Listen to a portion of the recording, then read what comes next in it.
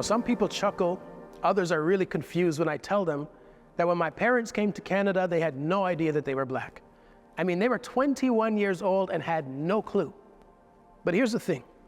Both of my parents grew up in parts of Jamaica where everybody looked like them. So race didn't really exist. You were your name and you were Jamaican. The end.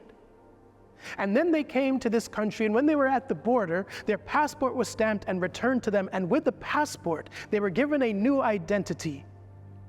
Now you're black. And they had never been black before. So now they had to figure out a new country, new systems, new weather, and a new identity for the first time. They were black.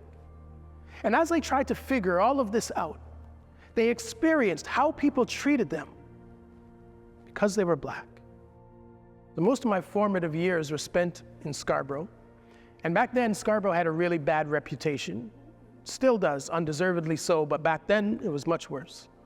So growing up in Scarborough, being black, having immigrant parents, nobody thought much of you.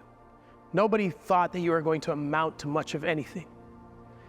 And we never realized that, when you're in these environments, how you start to internalize all of these things and how it shapes how you see yourself. And you start to think that you are your environment and you are these things that people have to say about you and the people who live there. That how can we actually have a real, honest conversation about my lived experiences if the thing that has made it what it is something that you have the luxury to not see? You see, we need to see color. We need to see difference. Now, oftentimes I will say to people, when's the last time you thought about your skin? When's the last time you thought about how you change the energy in the room when you walk in?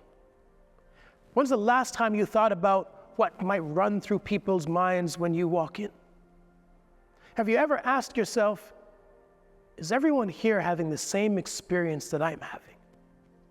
And if the answer might be no, that gives you the opportunity to use your power and privilege to advocate for someone else so that they can have a better experience in that moment. And that has challenged me to question how I see the world and how I see how we do things. Because I believe that life is how I have lived it, but now I'm seeing other people living it differently. Imagine if you were to ask someone, in your culture, how would you deal with this issue?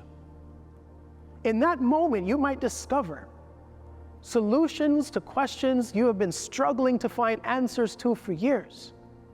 You might also find that the person you just asked has fainted because nobody has ever asked them before about their culture. Because we believe that life is how we have lived it.